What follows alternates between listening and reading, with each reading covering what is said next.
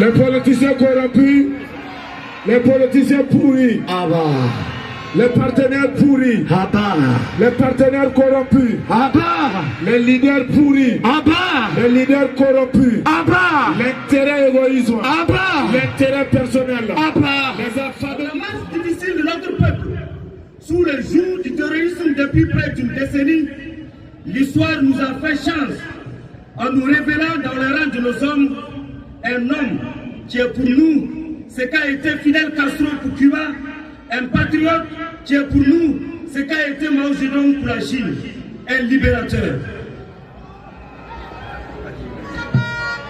À l'appel, le désespoir de notre peuple face à la horde terroriste orchestrée par un complot impérialiste international déguisé avait conduit un groupe de jeunes officiers à prendre les responsabilités patriotiques le 30 septembre 2022 pour secourir à temps notre terre souillée par le sang et la mort. Séduit par la figure patriotique des premières heures et pour refouler la clientèle des politiciens opportunistes sans foi ni loi, le peuple avait accordé son entière confiance à l'unanimité au capitaine Ibrahim Traoré lors des assises nationales du 14 au 15 octobre 2022. Depuis lors, contre tout négativisme des ennemis, internes et externes du peuple, contre tous les oiseaux de mauvaise augure, contre toute tentative obscurantique de déstabilisation et contre toutes les sanctions et mesures répressives impérialistes, nous avons reçu à traverser toute cette période. Aujourd'hui, notre pays est debout. Au-delà de toute spéculation, loin de tous les discours tendancieux visant à salir l'image de la dynamique actuelle du peuple, nous avons le devoir de reconnaître fièrement les acquis de cette transition. Sans devoir énumérer au détail les énormes avancées et acquis dont cette transition en a été l'œuvre, nous rappelons essentiellement ce qu'en fut la grande ligne. De la reconquête du territoire national, à travers les opérations sur le terrain, la refondation profonde de notre société, le bilan déjà fourni au peuple est énorme. Ainsi donc, sur le plan sécuritaire, c'est le lieu de reconnaître que notre armée n'avait jamais été aussi occupée comme elle l'est présentement. De la réorganisation du dispositif militaire, en passant par l'équipement progressif de nos forces combattantes, les autorités de la transition ont pu révolutionner l'approche militaire dans la lutte contre les groupes terroristes. Cette montée en puissance de l'armée burkinabé se démontre incontestablement aujourd'hui par la réinstallation de plusieurs villages autrefois sous l'occupation des ennemis et la réouverture de plusieurs établissements scolaires ainsi que la réduction drastique de la capacité de nuisance des individus égarés. Sur le plan économique, la vision pour l'industrialisation de notre pays a permis d'initier les grands projets à travers l'Agence pour la promotion de l'entrepreneuriat communautaire tels que la construction de la toute première usine de transformation de la tomate à Bobo-Dioulasso, de l'usine de raffinerie d'or du Burkina et les projets de grandes unités industrielles en cours sont la preuve que notre économie nationale connaît et connaîtra une grande accélération pour le grand bonheur des populations. Sur le plan alimentaire, l'offensive agricole et l'initiative présidentielle pour l'autosuffisance alimentaire lancée par la transition ont permis le labour de plus de 64 000 hectares en 2023, avec aussi l'aménagement de plus de 10 648 hectares de plus sur le site agricole de Bagré et ailleurs également.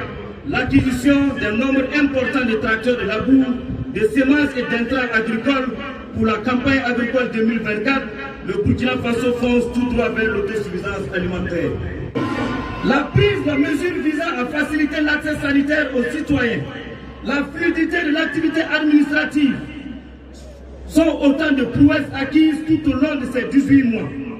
Peuple du Burkina Faso, ce parcours si court mais plein d'acquis pour notre peuple nous interpelle sur la nécessité de poursuivre ces efforts et d'accepter les sacrifices à venir. Toutefois, pour continuer cette marche triomphale, toutes les couches de notre société sans exception, sans distinction aucune, sont appelées à décider dans un futur proche du destin de notre pays qui n'est rien d'autre que la prolongation pure et simple de cette transition, qui est celle du peuple couronné par le digne fils du pays, le capitaine Ibrahim Traoré.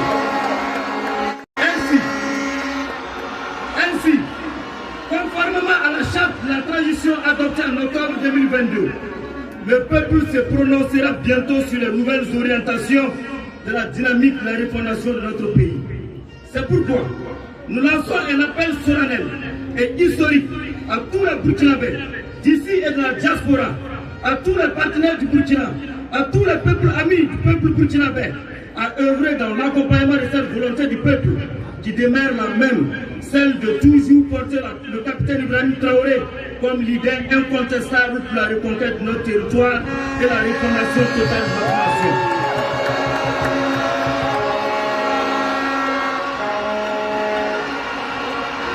Les assises nationales prochaines vont nous permettre, nous Burkinabés, de matérialiser et d'officialiser la volonté du peuple, rien que la prolongation de la transition, celle du peuple déjà en cours. Une fois de plus, le peuple aura l'occasion de s'assumer devant l'histoire et de se sauver lui-même sous le leadership éclairé d'un homme d'État, au sens du terme, le capitaine Ibrahim Traoré.